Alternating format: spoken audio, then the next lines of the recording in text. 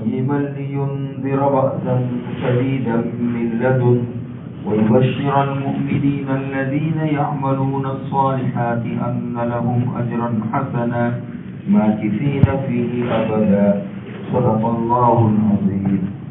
شروع اللہ کے نام سے جو بہت مہربان اور بے انتہا رحم والے ہیں.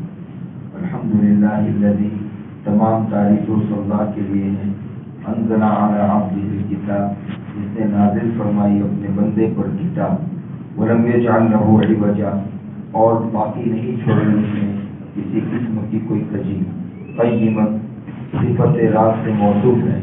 لینذر بأسا شدیدا، تاکہ ڈرائے، بأسا شدیدا، اس سخت عذاب سے، من لدنہ، جو اس کی طرف سے واقع ہوگا. ویبشر المؤمنین الذین یعملون الصالحات، اور بشارت و خوشخبری سنائے المؤمنین الذین، ان مؤمنین کو، یعملون الصالحات، جو اچھے اعمال کرتے ہیں، ان لہم اجرا حسنا، کہ ان کے لیے بہترین اور اچھا جو ثواب ہے. ماکثین فیہ ابدا، اس میں ہمیشہ ہمیشہ رہیں گے. بسم اللہ الرحمن الرحیم. شروع اللہ کے نام سے جو بہت مہربان اور بے انتہا رحم والے. یہاں رحمان اور رحیم دو صفتوں کا تذکرہ ہے. ایک تو ہے رحمان اور ایک ہے رحیم.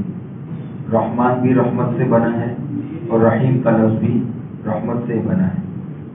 اب دونوں میں فرق کیا ہے؟ رحمان مفسرین نے کچھ فرق بیان کیے. اس میں سے ایک فرق یہ ہے کہ رحمان سے اللہ کی صفت رحمت کی عمومیت مراد ہے، یعنی رحمت عامہ مراد ہے. اور لفظ رحیم سے اللہ کی صفت رحمت کی خصوصیت مراد ہے، یعنی رحمت خاصہ مراد ہے. یعنی اللہ کی رحمت کی دو قسمیں ہیں. ایک ہے رحمت عامہ اور ایک ہوتی ہے رحمت خاصہ. رحمت عامہ یہ ہے کہ دنیا کے اندر جتنے بھی بندے ہیں، اللہ تبارک و تعالیٰ ہر ایک کو روزی پہنچا رہے ہیں، ہر ایک کو کھلا پلا رہے ہیں، ہر ایک کی ضرورتوں اور حاجتوں کی تکفل و کفالت فرما رہے ہیں. تو یہ اللہ چاہے اس میں مسلمان ہو، یہودی ہو، عیسائی ہو، آتش پرست ہو، فرما بردار ہو، نافرمان ہو، کسی کی کوئی قید نہیں.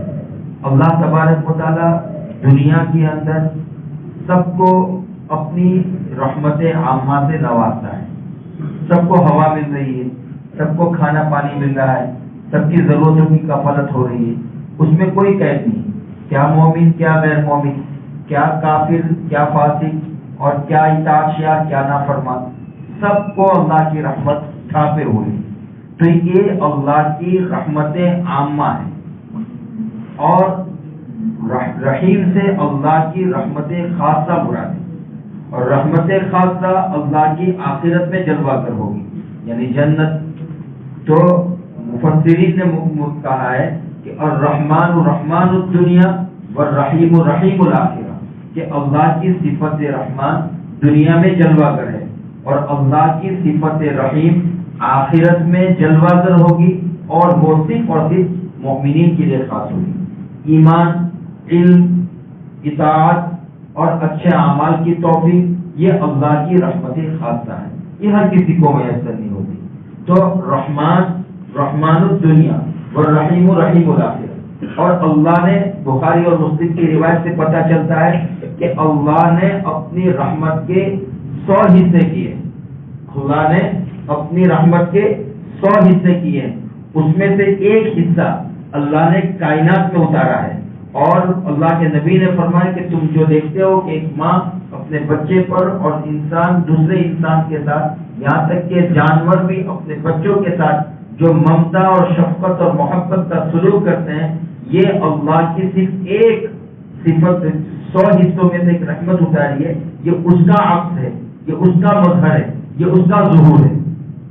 تو اللہ نے یہ دنیا جب سے بنی ہے اور جب تک رہے گی، تب تک دنیا میں جتنی رحمتیں ہو رہی، جتنی مہربانیاں ہو رہی، جتنی شفقتیں ہو رہی اور جتنا حسن سلوک ہو رہا ہے، وہ اللہ کی صفت رحمت کا ایک حصے کا جلوہ ہے. اب اللہ نے 99 حصے اپنی رحمت کے ریزرو کیے، محفوظ کر رکھے ہیں. اور سیو کر کے رکھیں، اور وہ اللہ 99 رحمتوں کو قیامت کے دن مؤمنین کے لیے کھولے گا۔ اللہ سمجھ میں آ رہا ہے؟ سمجھ میں آ رہا ہے؟ یہ دنیا میں بھی ہم کتنی رحمتیں کھا رہے ہیں، ہے نا، کتنی رحمتیں اللہ کی۔ تو یہ دنیا میں جتنی رحمتیں ہوئی اور ہو رہی ہے اور ہوگی، وہ صرف اللہ کی صفت رحمت کا ایک حصہ ہے۔ 99 رحمت محفوظ کر رکھی، اور وہ کس کو ملے گی قیامت کے دن؟ تخص المؤمنین، مومنین کے ساتھ خاص ہوگی۔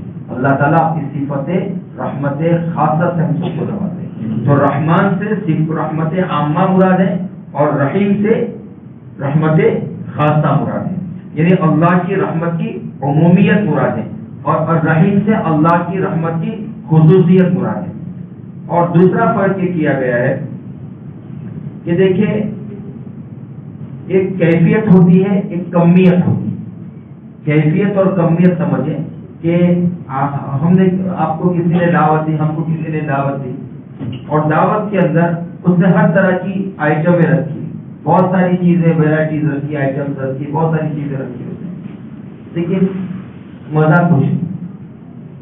یا سمجھے کہ ایک آدمی نے بریانی کی دعوت دی، اور وہ دعوت ایسی شاندار ہے کہ 5 اسٹار ہوٹل کی بریانی ہے، بہت لذیذ، بہت ہی ذائقے دار، لیکن اتنی مطلب ایک پلیٹ ہے، اس کے اندر 10 آدمی کو کھلائے گئے، ایک پلیٹ کے اندر 10 آدمی کو کھلائے گئے۔ تو یہاں کیفیت ہے، یہاں کیفیت ہے، کوالٹی ہے، کوانٹٹی نہیں، یعنی کیفیت تو ہے، سمجھ میں آ رہا ہے؟ ایک پلیٹ ہے اور 10 کو کھلائے، لیکن ہے بہت عمدہ، تھوڑا سا چکا لیکن مزہ آ گیا۔ تو کوالٹی ہے، کوانٹٹی نہیں۔ تو کیفیت ہے، کمیت ہے۔ اور دوسری جگہ پر دعوت دی، ایک ایک آدمی کو 4-4 5-5 پلیٹیں کھلائی، لیکن بس سادی سے بریانی تھی، کوئی اتنا ذائقہ نہیں تھا، لذت نہیں تھی۔ تو یہاں کوانٹٹی ہے، کوالٹی نہیں۔ یہاں کیا ہے؟ کمیت تو ہے لیکن کیفیت نہیں۔ تو کیفیت اور کمیت کا فرق سمجھ رہے ہیں نا؟ تو الرحمن سے اللہ کی رحمت کی عمومیت مراد ہے، یعنی اللہ تبارک و تعالی رحیم ہے، ایسا نہیں ہے کہ کسی کو چھوڑ دیا اور کسی کی خاص پر رحم۔ اللہ کی رحمت تمام لوگوں کے اوپر ہو رہی ہے، تمام لوگوں کے اوپر ہو رہی ہے۔ اب سوال یہ ہو رہا ہے کہ اگر اللہ کی رحمت تمام پر ہو رہی ہے تو کوانٹٹی تو ہے، کوالٹی اتنی ہوگی؟ تو کہا کہ نہیں، الرحیم، اللہ تعالیٰ اچھی طرح سے، خوب عمدہ طریقے سے رحمت کے تمام اجزاء کو سمیٹے ہوئے ہیں۔ یعنی دیکھیں، ایک ہوتا ہے علم، عالم، جاننے والا، علامہ، بہت زیادہ جاننے والا، علیم، بہت اچھی طرح سے جاننے والا۔ فرق سمجھ آ رہا ہے؟ علامہ بہت زیادہ جاننے والا، تو آدمی کو بہت ساری معلومات ہے، لیکن کچھ لوگ ہیں علیم، بہت اچھی طرح سے جاننے والا، تھوڑی ہی نالج ہے لیکن اس کے اندر بے انتہا پکڑ ہے۔ تو علامہ بہت زیادہ جاننے والا، علیم بے انتہا جانے، عربی زبان کی خصوصیت ہے کہ لفظ کو ادھر ادھر موڑ کر بہت ساری چیزیں بنا لیتے ہیں۔ تو خیر، الرحمن سے جو ہے کوانٹٹی مراد ہے، اور اس سے کیفیت اور کیفیت مراد ہے الرحیم سے۔ اور بھی بہت سارے فرق مفسرین نے کیا، وہ جتنا کافی ہے۔ الحمدللہ الذی، تمام تعریفیں اس اللہ کے لیے ہے، انزل علی عبدہ الکتاب، جس نے اپنے بندے پر کتاب نازل فرمائی۔ یہ جو قرآن کریم اللہ نے ہم پر نازل فرمایا، اللہ کے نبی صلی اللہ علیہ وسلم پر نازل فرمایا، اور پوری دنیا کو اللہ نے عطا فرمایا، یہ اللہ تبارک و تعالیٰ کا بے انتہا بہت بڑا احسان ہے۔ علی عبدہ سے کون مراد ہے؟ اس کے بندے سے کون مراد ہے؟ امام الاولین والآخرین حضرت محمد رسول اللہ صلی اللہ علیہ وسلم ہے۔ اب یہ کتاب کے نزول اللہ تبارک و تعالیٰ کی اس کائنات کے اوپر بہت بڑی نعمت ہے، اور اس پر اللہ کی جتنی شکر گزاری کی جائے اور اس نعمت کے لیے جتنی اللہ کی تعریف کی جائے وہ سب کم ہے۔ الحمدللہ الذی، تمام تعریفیں اور تمام طرح کی کا شکر اللہ کے لیے ہے، انزل علی عبدہ الکتاب، جس نے اپنے بندے پر کتاب نازل فرمائی، ولم یجعل لہ عوجا، اور اس میں کسی قسم کی کوئی کجی اور کوئی ٹیڑھا پر نہیں چھوڑا، نہ تو الفاظ لفظی اعتبار سے کہ اس کے اندر کوئی پیچ و خم ہو، اس کو بولنے میں اور پڑھنے میں اور سننے میں مشقت اور تکلیف محسوس ہو، اور نہ معنوی اعتبار سے کہ اس کو سمجھنے میں اور اس کے مفہوم کو جو ہے سمجھانے میں کوئی تکلیف اور دشواری پیش آتی ہو، فلسفیانہ مشغاتیہ نہیں ہے اور فلسفیانہ ایج پیش نہیں ہے کہ اس کو سن کر انسان ماتھا دھنتا رہ جائے کہ کیا کہا گیا سمجھ میں نہیں آ رہا ہے، ایسا نہیں ہے، بلکہ لفظی اعتبار سے بھی صاف ہے اور معنوی اعتبار سے بھی صاف ہے۔ اس کو قرآن کو اگر کوئی سنے تو سنتا چلا جائے، شرط ہے کہ پڑھنے والا بھی اچھا ہو، صاف قرآن پڑھتا ہو۔ ملا علی قاری رحمۃ اللہ علیہ نے لکھا ہے کہ بہت سے لوگ قرآن پڑھتے ہیں لیکن وہ قرآن ہی نہیں ہوتا ہے۔ اگر کوئی شخص قسم کھائے کہ اللہ کی قسم یہ قرآن نہیں ہے تو وہ اپنے قرآن قسم میں حاضر۔ ہمارے یہاں بہت سے لوگ الحمدللہ الذی انزل علی عبدی، یہ قرآن، یہ قرآن نہیں ہے، یہ قرآن نہیں، یہ کچھ اور ہے۔ اب قرآن نہیں ہے تو قرآن کیسے؟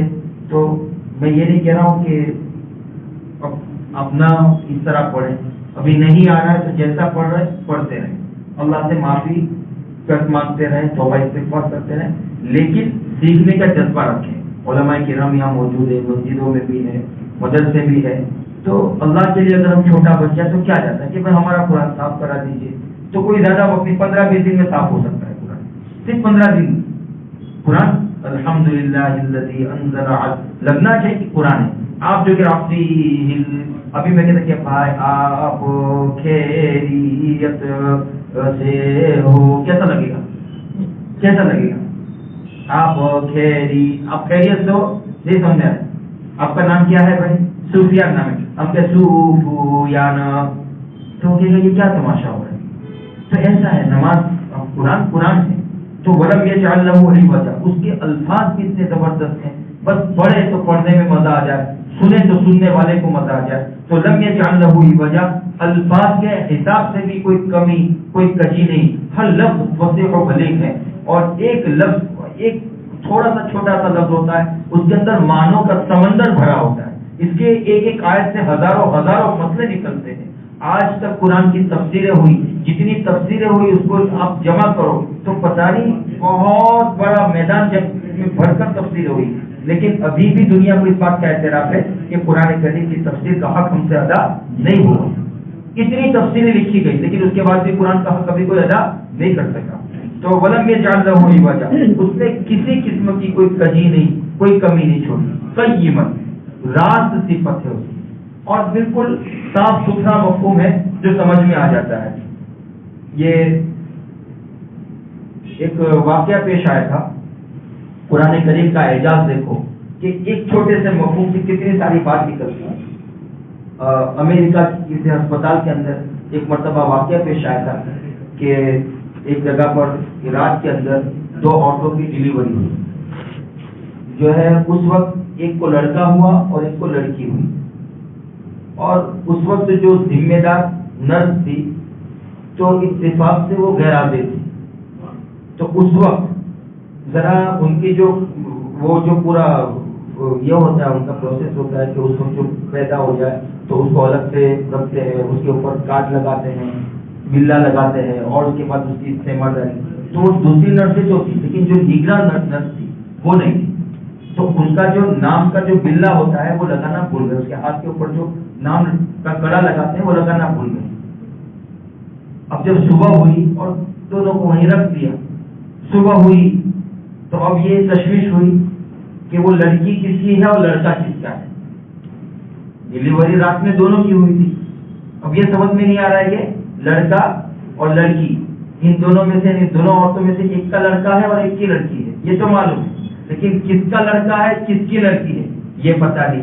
اب بہت ٹینشن ہے، تو اس وقت جو ہے وہ وہاں کا جو امریکن ڈاکٹر تھا اس نے یہ کہا کہ آپ لوگ چونکہ مسلمان ہو اور آپ لوگ یہ کہتے ہو کہ ہمارے یہاں ہر چیز کا حل موجود ہے، آپ اس کا حل بتائیں کس کی لڑکی ہے۔ تو اس وقت مصری ڈاکٹر نے ازہری علماء سے، جامعہ ازہر مصر سے رجوع کیا، ان لوگوں نے یہ بتایا کہ دیکھو ہمیں تو نہیں پتا لیکن ہمارے پاس قرآن کریم کی ایک آیت ہے، ہو سکتا ہے آپ کا مسئلہ اس سے نکل جائے، اور وہ مسئلہ وہ قرآن کے للذکر مثل حظ الانثیین کہ مرد کے لیے اللہ نے عورتوں کے مقابلے میں ڈبل حصہ دیا ہے.